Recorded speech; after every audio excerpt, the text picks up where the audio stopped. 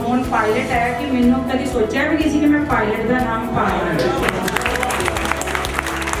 ਉਸ ਤੋਂ ਬਾਅਦ वो ग्रीन ਦੇ सभी स्टाफ मैंबर धन्यवाद करती हैं जी, जिन्होंने सानू बहुत ही वधिया तरीके नाल ट्रेन किया।